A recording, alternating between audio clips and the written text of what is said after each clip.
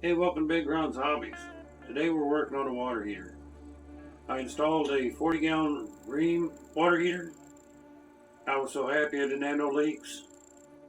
But after you use a lot of hot water, like a shower, as soon as you shut the shower off, the relief valve will lift just a little bit and leak on top of the water heater. Now, I did not have a thermal expansion tank on it. Didn't have one on the old one. But I think that's going to solve my problem. So today we're going to splice into the supply line, put a thermal expansion tank in, and we'll see if that helps. So stick around, we're going to get busy. Okay, so the first thing we're going to do is we're going to go out and turn the breaker off, shut the power off to this unit. Then we're going to close the valves and open the faucets up throughout the house, and hopefully we'll drain the water heater down far enough that we shouldn't have no problems. So let's go shut that breaker off.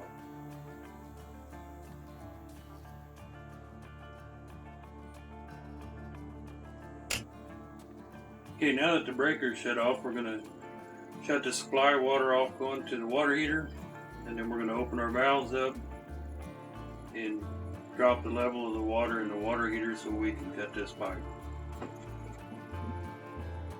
Okay, here's my thermal expansion tank. We're just going to splice into that supply line with a T. We're going to mark our pipe.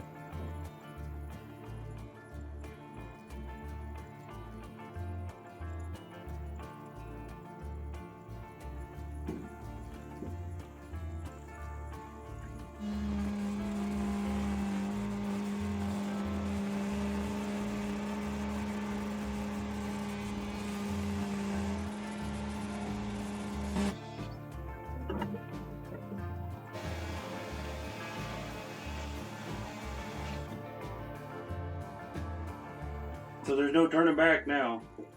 So we're going to take a file, we're going to clean all the edges up. I got some emery paper, going to chamfer the edges, get it all cleaned up. Then we'll fit our T in there and get ready to glue it in.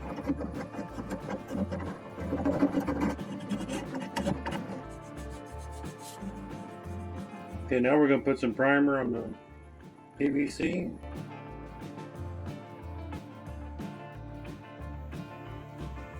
Okay, we're going to put some glue down.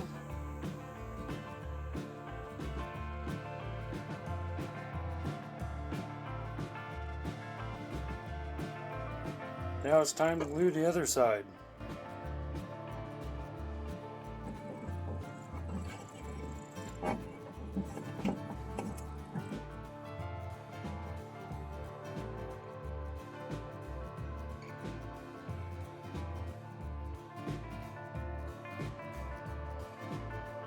Okay, it's time to glue our fitting in.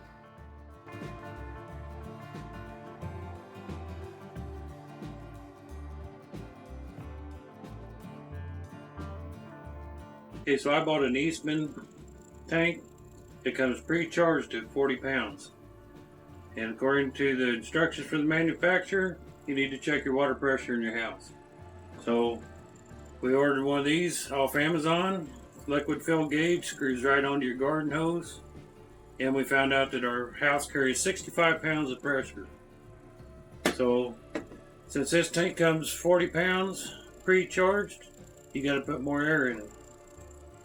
So you take that blue cap off right there, and the valve stem in there. Right there. So the manufacturer says to use a bicycle pump, don't have one. So I took my pancake compressor and turned the pressure regulator down to 65 pounds, and I kept putting pressure in it, checked it with a pressure gauge. It's set for 65 pounds. So now we're ready to install this and get our water turned back on. First thing I'm going to do is put some thread sealant on the threads.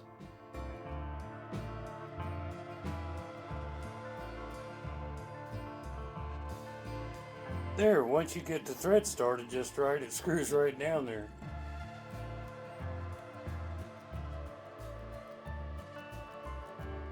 Alright, let's turn on the water and see if we have any water leaks. Now remember, we still have our faucets open. So I'm going to have to wait for everything to fill up, including the water heater and the expansion tank. Alright, I'm going to go around and shut the faucets off. I'll be right back.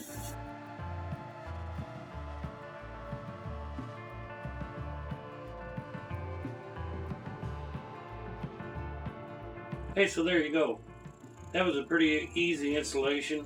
We'll see if that resolves the problem, and I'll go ahead and plumb up my drain for my relief valve, and then we'll be finished. So I'll leave an affiliate link down below for the gauge to check your water pressure in your house, and for the expansion tank that we installed today. So we'll see you in a little bit when we take a shower. I got my shower taken.